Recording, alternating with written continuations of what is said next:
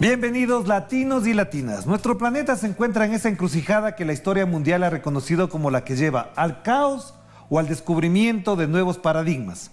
No vivimos en el mejor de los mundos posibles de estos momentos y también es cierto, como ha dicho Antonio Guterres, secretario general de las Naciones Unidas, que estamos en una situación de miedo.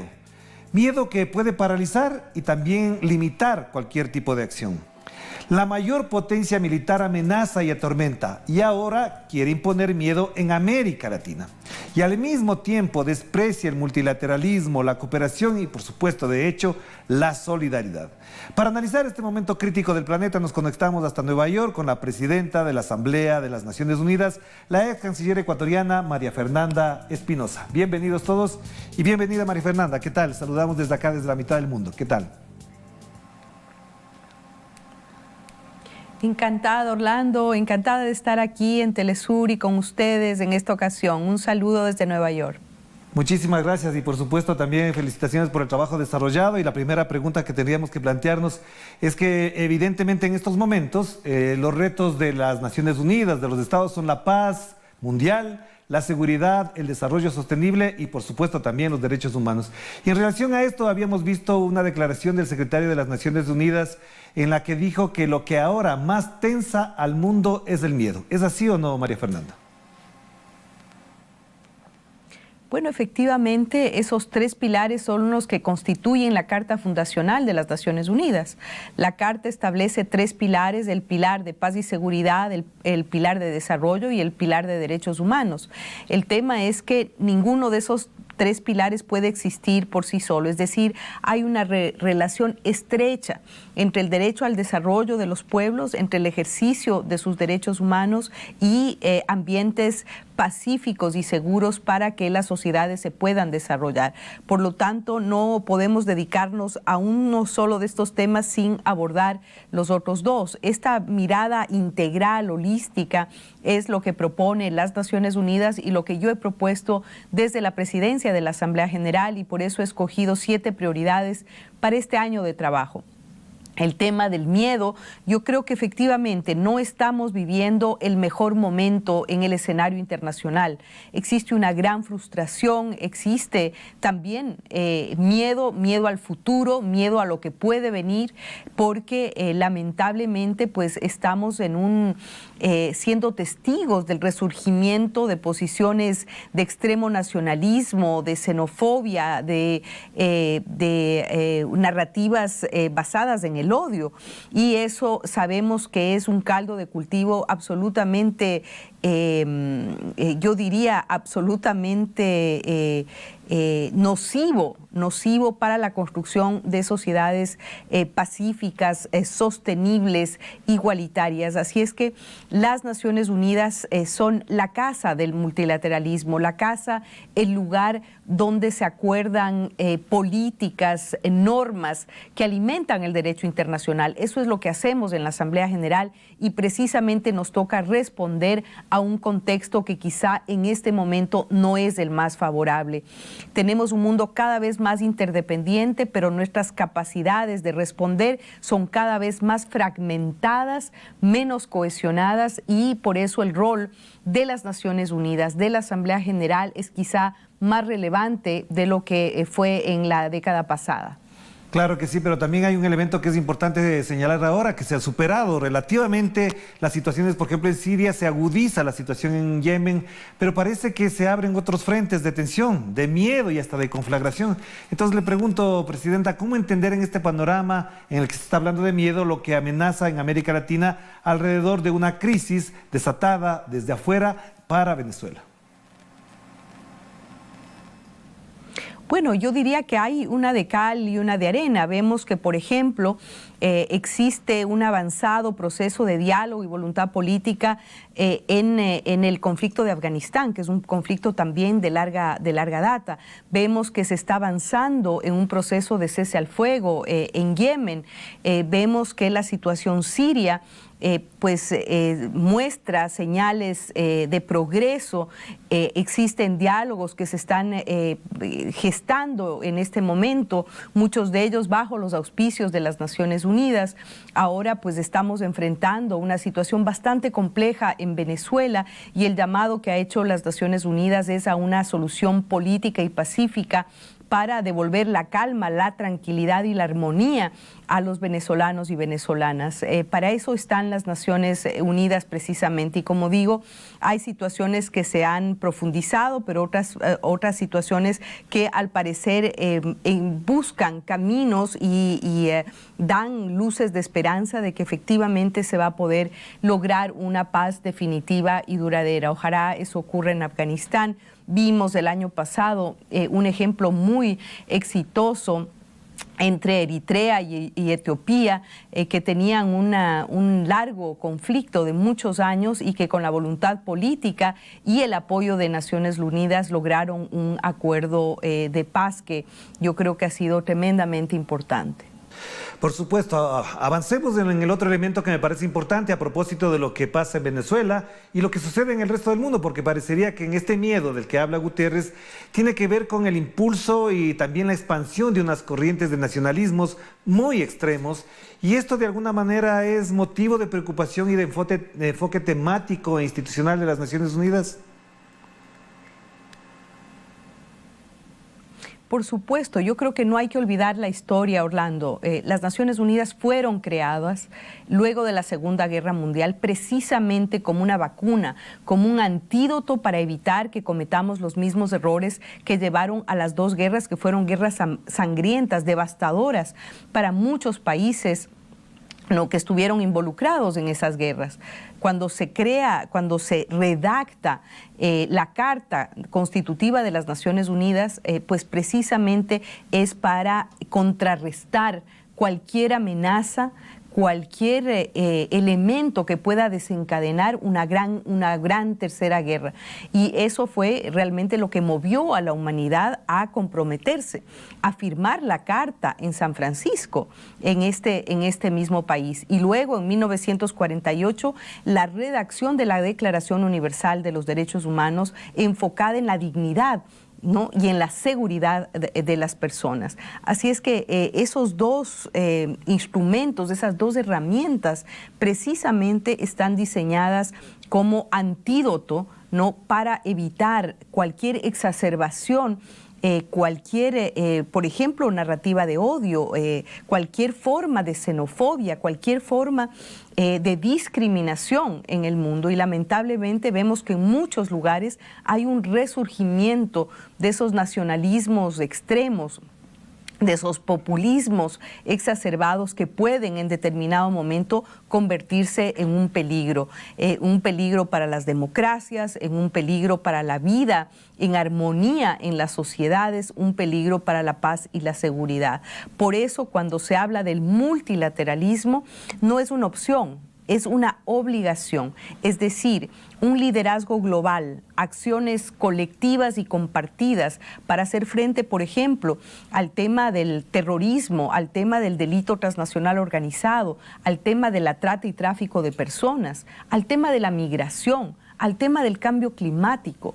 Ningún país, por más poderoso que sea, por sí mismo puede resolver estos flagelos por los que atraviesa la humanidad. Nos encontramos amenazados desde varios frentes y la única respuesta es la acción colectiva, es la responsabilidad compartida.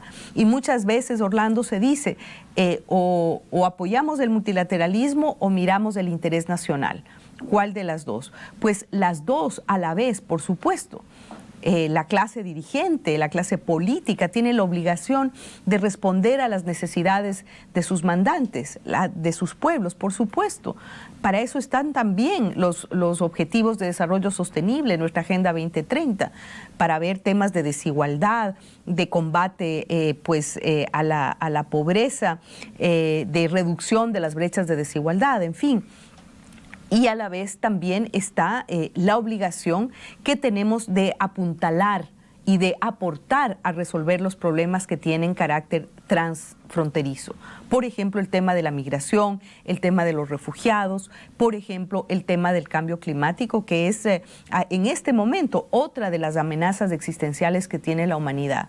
Si seguimos produciendo y consumiendo como lo estamos haciendo, muy pronto, la vida en el planeta, incluida la vida de los seres humanos, estará en peligro. Eso dicen todas las fuentes científicas en materia de cambio climático. Nuestras emisiones de gases de efecto invernadero han incrementado en los últimos años. Necesitamos redoblar esfuerzos para desandar o reducir el impacto que estamos generando en el planeta. Eso es clarísimo. Claro que sí, pero también habría que hacer una reflexión de por qué el multilateralismo ha caído, se ha diluido, porque parecería, María Fernanda, que ahora las acciones bilaterales, en particular de una hegemonía política en el mundo, es lo que prima, incluso para sancionar unilateralmente a determinados países que no coinciden con esta hegemonía. Entonces la pregunta es, ¿está perdiendo vigencia, vigor, robustez el multilateralismo? Y si eso está pasando, ¿qué debemos hacer para rescatarlo? Bueno, yo creo que ayer lo que ocurrió aquí en Nueva York es algo que dice mucho, Orlando. Convoqué a expresidentes de la Asamblea General de la ONU de los últimos 10 años. Estuvimos presentes 8 expresidentes aquí en Nueva York. Tuvimos la oportunidad de tener una conversación abierta con los medios de comunicación, una posibilidad de intercambiar opiniones con los Estados miembros. Tuvimos un panel, yo diría, de primer nivel con estos 7 expresidentes de distintas regiones del mundo, ¿no?, que hicieron un análisis de cuál es la situación actual del multilateralismo y cómo apuntalar su fortalecimiento. Yo creo que eso fue un gran momento aquí, fue histórico además porque nunca se han reunido tantos expresidentes para hablar precisamente de lo que tenemos que hacer. ¿Qué tenemos que hacer? Avanzar, por ejemplo, en el proceso de reforma de las Naciones Unidas, ser una institución menos burocrática, más eficiente, más conectada con las necesidades de la gente. La Asamblea General está en este momento en un proceso de revitalización. Es un proceso intergubernamental donde se negocia cómo fortalecer la Asamblea General y cómo fortalecer el rol de la presidencia de la Asamblea General como Parlamento de la humanidad. No nos podemos quedar atrás, no podemos estar un paso atrás de los problemas, las demandas y las necesidades de la gente. Tenemos que estar un paso adelante. Y para eso a veces hay que entrar en un proceso de reforma profunda, estructural, de nuestros métodos de trabajo, de nuestras maneras de responderle a la gente. Y eso es lo que estamos haciendo. El tema que yo escogí como presidenta para este año es hacer que las Naciones Unidas sean más relevantes para todas las personas. El tema de relevancia, el tema de eficiencia, el tema de transparencia, de capacidad de respuesta oportuna, es sobre eso en lo que estamos trabajando. Y efectivamente hay una situación, yo diría, de revés sobre la capacidad de respuesta del multilateralismo, cuya casa principal es la Organización de las Naciones Unidas, pero a la vez yo creo que hay muchas señales de que podemos hacer la diferencia. El valor agregado que trae la Organización de las Naciones Unidas es enorme. No hay otra organización, por ejemplo, que pueda avanzar en acompañar a los estados para implementar la Agenda 2030, los 17 Objetivos de Desarrollo Sostenible, que son una suerte de menú de supervivencia para la humanidad en los próximos años. No hay otro espacio que pueda lograr un compromiso colectivo para poner en práctica el Acuerdo de París sobre cambio climático. No hay otra organización que pueda poner puntos de llegada y de partida para poner en práctica el Pacto Global de las Migraciones. Estamos trabajando activamente en eso y yo misma muy enfocada sobre todo a los temas de igualdad de género, a los temas de empoderamiento político y económico de las mujeres. Ese tipo de acción con impacto global solo se puede hacer desde las Naciones Unidas. Claro que sí, vamos a hacer la primera pausa, María Fernanda, para volver enseguida y seguir conversando sobre los retos y desafíos que tiene la Organización de las Naciones Unidas, los estados y por supuesto la crisis del multilateralismo. Vamos a la pausa y enseguida volvemos con Enclave Política.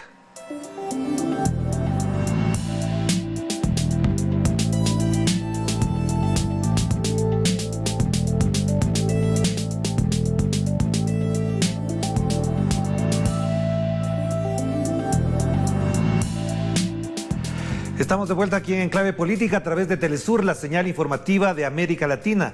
Estamos conectados con Nueva York y allá se encuentra María Fernanda Espinosa, presidenta de la Asamblea de las Naciones Unidas. Quería plantearte algo antes de que pasemos a otros temas, porque el propio Antonio Guterres ha dicho que una cosa que nos ha dejado muy preocupados a todos. Él ha dicho, ya no vivimos en un mundo bipolar ni multipolar, sino en una situación transitoria caótica. ¿Esto qué implicaciones tiene para el mundo y hasta dónde puede conllevar o acarrear dificultades, guerras, disputas que no tenga sino solo muerte y hambre en el planeta? Efectivamente, bueno, yo creo que es claro para todos que no existe ya el mundo bipolar, el momento de la Guerra Fría. Hay múltiples actores que han emergido en el escenario internacional.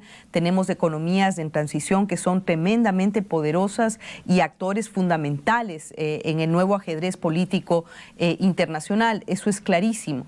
Y efectivamente lo que deberíamos es transitar hacia un mundo multipolar donde se ejerza lo que señala la Carta de las Naciones Unidas, que es la igualdad soberana de todos los estados. Por lo tanto, lo que hay que transitar es hacia un mundo multipolar de 193 estados, que es lo que promueve precisamente las Naciones Unidas. En ese camino a ejercer esa igualdad soberana entre los estados, es un camino que lo hemos abonado y sembrado durante todos estos años. Lo importante es que la comunidad internacional, que los países, los pequeños, los medianos y los grandes, pues sean tratados con el mismo respeto, con la misma igualdad. Y el único lugar, Orlando, donde eso pasa y se ejerce diariamente es en la Asamblea General de las Naciones Unidas. Cada país, grande o pequeño, se sienta en el mismo asiento, tiene el mismo micrófono para hablar y el mismo botón para votar. Yo creo que en este Parlamento de la Humanidad, que es la Asamblea, es donde realmente se ejerce el multilateralismo a plenitud y donde efectivamente puede ser la semilla, ¿no?, para cosechar un mundo verdaderamente igualitario, verdaderamente basado en la cooperación, en el intercambio, en la solidaridad. Y pues hay que decir, efectivamente no vivimos más en un mundo bipolar, sino pues debemos transitar hacia un momento que es el momento ideal de ejercer efectivamente la igualdad soberana entre los estados y la multipolaridad. Claro, usted, de todas maneras, ¿usted cree que la ONU se siente apegada a los pueblos sienten en la ONU un respaldo? ¿Cómo se entiende esa dicotomía entre lo que algunos gobiernos hacen y lo que los pueblos viven en la práctica? Bueno, yo creo que aquí es importante saber que las Naciones Unidas, básicamente los actores son los estados miembros. Yo soy presidenta de 193 estados miembros, de alguna manera, su vocera. Pero a la vez es importante saber que las Naciones Unidas son la casa también, por ejemplo, de los pueblos indígenas. Acabamos de lanzar el Año Internacional de las Lenguas Indígenas. Es la casa de las organizaciones de jóvenes, de las organizaciones de mujeres, del sector privado, porque ellos tienen un rol fundamental que cumplir también en el derecho al desarrollo de los pueblos. En fin, es decir, los estados son los actores principales, pero aquí también esta es una casa que acoge y da la bienvenida a otros estamentos de la sociedad, por ejemplo, también a los gobiernos locales. Los gobiernos locales, las alcaldías, las prefecturas, dependiendo cómo es la división político-administrativa de cada país, pero también son bienvenidos en las Naciones Unidas. Así es que yo creo que pues, el tema del multilateralismo, si bien está sostenido por un sistema intergubernamental, pues también debe acoger y ampliar sus horizontes a otros actores que son parte de esta suerte de contrato social por un mundo mejor, más sostenible, menos desigual y con menos pobreza. Claro que sí, a propósito de lo que mencionaba, este es el Año Internacional de las Lenguas Indígenas y esto, por ejemplo, es muy novedoso para algunos, pero es fundamental y trascendental para otros. La ONU, ¿qué hace con un Año Internacional de las Lenguas Indígenas? ¿Las promueve, las defiende, las conserva, las estimula para su desarrollo o solo es un enunciado que queda en el papel y que en el 2020, por ejemplo, seguirán extinguiéndose algunas de esas lenguas?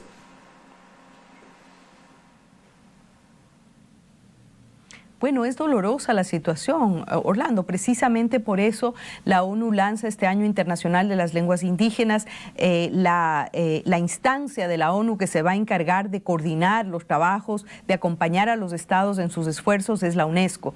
Hay que pensar que de las 4.000 lenguas indígenas aproximadamente, más de 2.000 están en peligro de extinción. Eso quiere decir que cuando se extingue una lengua, no se extingue la lengua, se extingue la cultura, se extingue la cosmovisión, se extingue la literatura, se extinguen los conocimientos tradicionales asociados a esa lengua. Realmente la pérdida para la humanidad es gigantesca.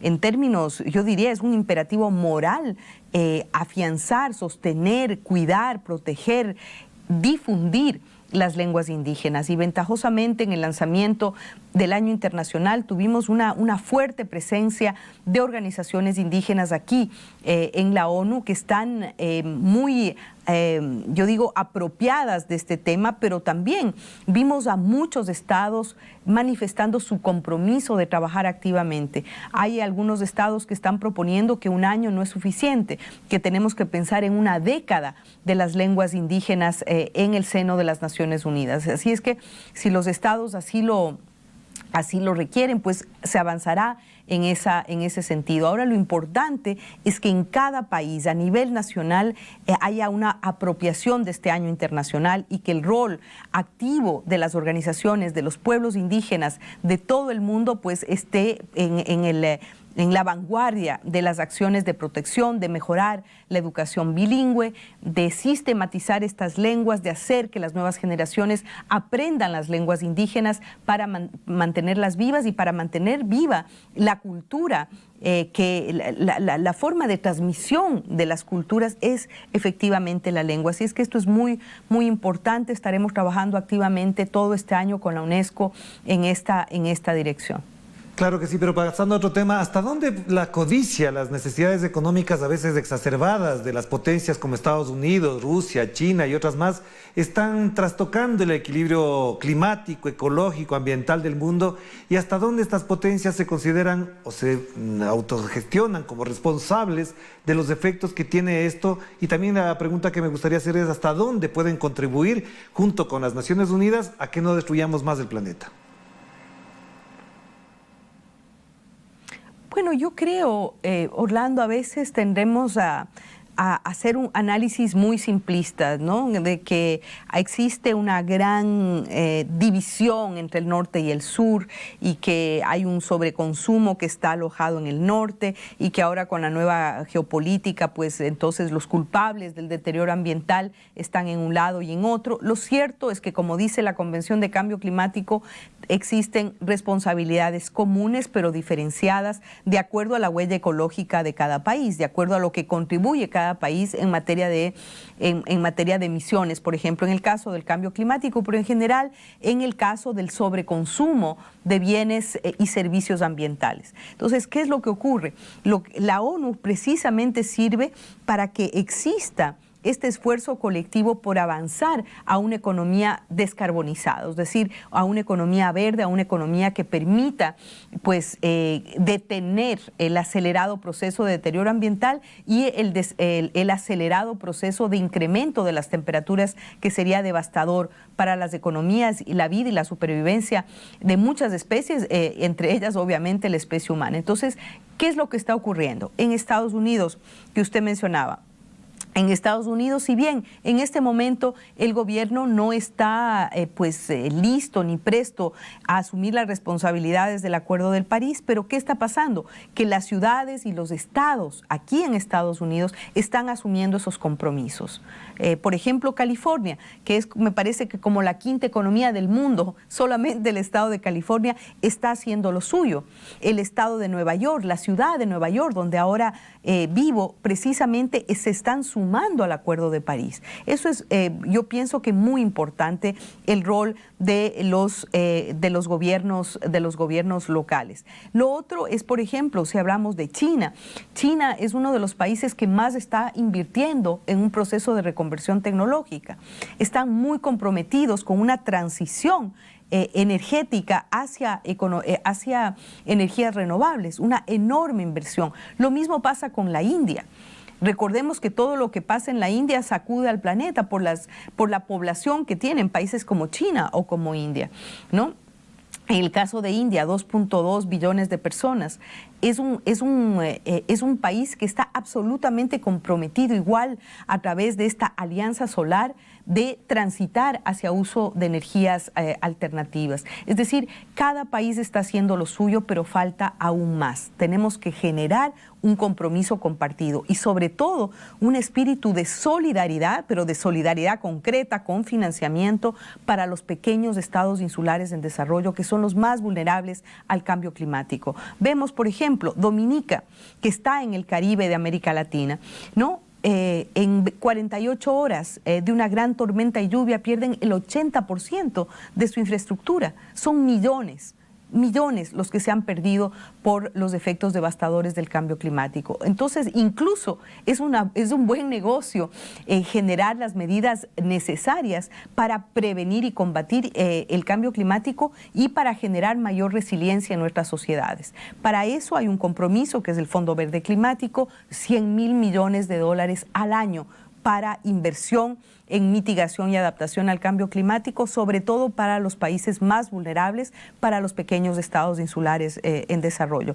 Para tratar estos temas y otros he convocado a una reunión de alto nivel aquí en Nueva York el 27 de marzo, donde vamos a allanar el camino para afianzar los compromisos en materia de cambio climático. Esa es una de mis prioridades precisamente en este año. Claro que sí. La última pregunta entonces. Un punto clave en este momento es el Pacto Mundial de Migración, porque el fenómeno advertido ya en el siglo XX, que se está manifestando con dramatismo en este siglo XXI, se plantea la siguiente pregunta: ¿de qué manera esto en América Latina, África y Asia en general está siendo monitoreado para impedir, por ejemplo, la construcción de barreras, de puentes, de dificultades, para que los pueblos se muevan con libertad de movilidad y resuelvan sus problemas que tienen en sus países de origen? Efectivamente, Orlando, también aquí las Naciones Unidas ha dado una respuesta contundente. En diciembre acabamos en la Asamblea General de adoptar el Pacto Global por una Migración Segura, Ordenada y Regular. Yo creo que esa es una herramienta de políticas muy poderosa. He nombrado asimismo a 2 países, a España y a Bangladesh, para conducir negociaciones que nos lleven a una hoja de ruta de implementación del Pacto Global de las Migraciones. Este año será el año de la implementación del Pacto Global de las Migraciones, que ya está teniendo resultados muy potentes. Por ejemplo, con las 23 recomendaciones de política del Pacto Global, se han puesto de acuerdo los países del Triángulo Norte, ¿no? Guatemala, El Salvador, Honduras y México han firmado un gran acuerdo con el apoyo de la CEPAL para atacar las causas estructurales de la migración en el Triángulo Norte. Eso es una acción absolutamente poderosa, donde ya se ve que el Pacto Global tiene una utilidad práctica para los países. Y este año transitaremos a garantizar que los países se apropien del pacto y lo puedan implementar a nivel nacional. Pero este año también hay algo histórico que va a pasar aquí en la ONU, es que el 12 de marzo he invitado a todas las presidentas mujeres a visitar la sede de Naciones Unidas y hablar sobre un tema fundamental: el empoderamiento político de las mujeres, la participación de las mujeres en la política, y lo haremos en diálogo con mujeres jóvenes que muchas veces tienen miedo de entrar al escenario de la política porque es un escenario minado, sobre todo para las mujeres. Vamos a tratar de la violencia política contra las mujeres, y para eso he convocado e invitado a las 20 presidentas que existen ahora en el mundo a estar presentes. Así es que también invito a Telesur, a ustedes, a que sigan de cerca ese momento, ese otro momento histórico que viviremos aquí en las Naciones Unidas en Nueva York. Muchísimas gracias, María Fernanda, muy amable por recibirnos, por atendernos en esta conversación, y por supuesto estaremos pendientes de lo que ocurra en adelante y esos retos que tiene por delante la presidencia de las Naciones Unidas. Muchas gracias por estar con nosotros. Muchas gracias, Orlando, encantada de haber estado una vez más en Telesur, y mucha suerte. Gracias, muy amable, un abrazo a la distancia. Entonces, nos despedimos. Evidentemente, lo que suceda, lo que ocurra en nuestro planeta, necesariamente tendrá que estar acompañado por la supervisión, la vigilancia y el monitoreo de organizaciones de orden mundial, para que no tengamos a potencias particularmente hegemónicas que quieren imponer a cada país lo que a ellos les conviene, sin importar que los demás tengan otro criterio sobre eso. Nos despedimos. Que la pasen bien. Chao, chao.